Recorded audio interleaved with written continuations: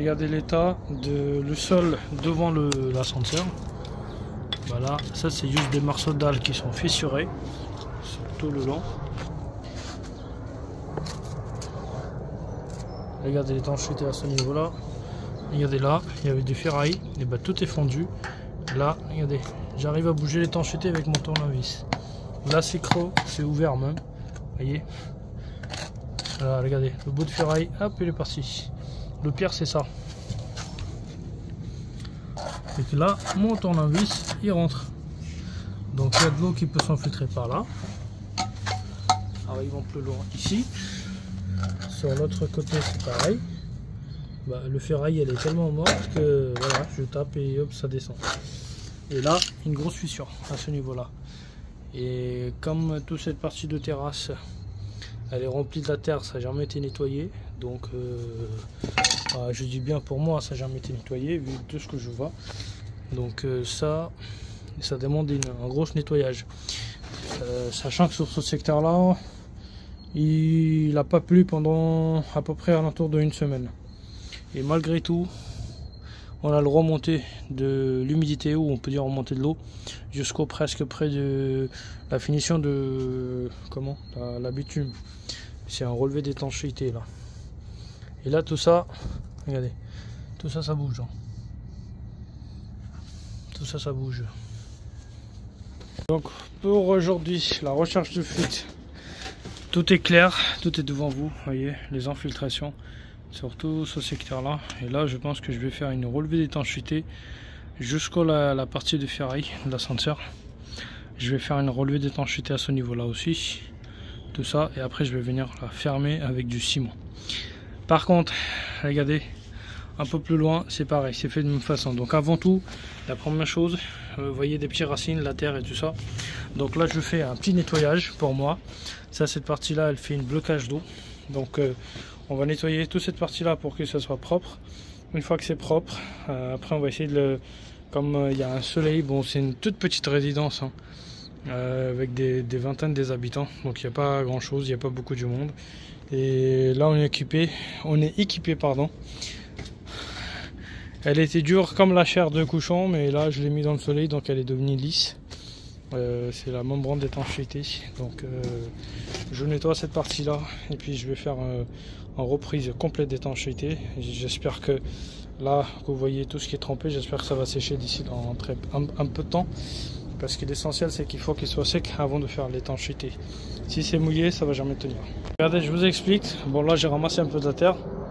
Comment l'eau il rentre dans l'ascenseur, d'accord? Ils ont mis juste du ciment là-dessus qui était juste posé, hein. Ça s'est fissuré, d'accord? Regardez, toute cette corde de l'ascenseur, elle est rouillée, regardez. Vous voyez comment ça se casse le ferraille là? Voilà, donc quand il pleut fortement, et hop, et voilà, et l'eau ça rentre directement dedans. Donc là, aujourd'hui, notre but c'est de faire l'étanchéité complète. On nettoie toute cette partie là proprement, on fait une étanchéité complète et après on attaque. À quoi ça ressemble après le nettoyage, vous voyez? Regardez, le base de cette partie de fixation, c'est qu'il faut qu'elle soit posée sur quelque chose. Et bah il était posé au sol, ils l'ont fait la résine d'étanchéité, ça a pourri tout. Regardez, même ces oreilles là complètement pourries. Et moi je vais faire mon relevé d'étanchéité jusqu'au là à peu près. Donc là je vais faire d'abord le rebouchage avec du ciment et après je viens faire le relevé d'étanchéité. Regardez, l'eau il passe derrière facilement, hein. Donc là il faut que je fasse en sorte que je fais le rebouchage et après je vais venir souder cette partie de devant, cette partie extérieure là avec la nouvelle résine d'étanchéité. Je vous explique ce que j'ai fait.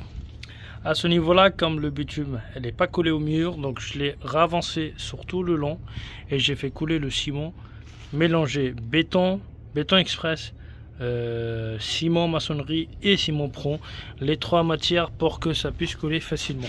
Donc là une fois que ça aurait collé, on revient après la pause. Déjà la marche elle va être sec, on pourra déjà commencer la relevée d'étanchéité à ce niveau là, et une fois que ça c'est sec, après on va revenir faire le raccordement de tout le bitume sur tout le long là, d'accord.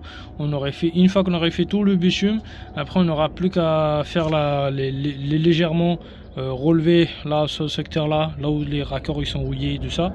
Donc on va faire toute cette partie là et on vous montre le résultat.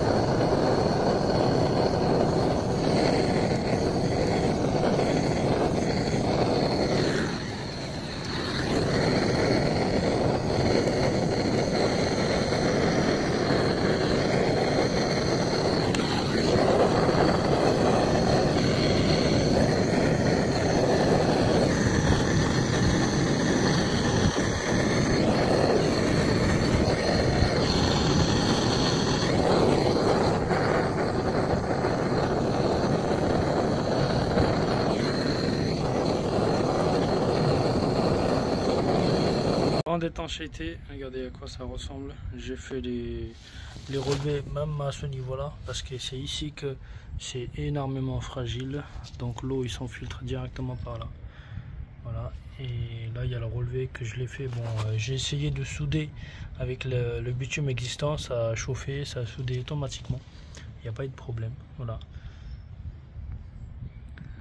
il y avait des gros trous que j'avais rebouché avec du ciment et j'ai fait les bitumes d'étanchéité là-dessus. Tout va bien. Là je mets les dalles sur place et on regarde l'écartement entre ça et ça, il reste combien, puis après peut-être qu'on va remettre du ciment là-dessus pour que ça soit propre. Après avoir faire le nettoyage et le ciment du remplissage, juste pour faire une petite marche pour éviter que les gens quand ils rentrent ça leur gêne. Bah regardez, un petit reprise avec du ciment en maçonnerie. Et ben voilà. Donc l'histoire elle est réglée. Là il n'y a plus qu'à installer une pompe dans la trémie d'ascenseur au sous-sol. Et après on aspire tout. Et puis mais ça sera pas dans cette vidéo là, ça sera peut-être dans une autre vidéo. L'eau il va être aspirée, une pompe il va être installée et après l'ascensoriste il va venir faire la réparation de l'ascenseur.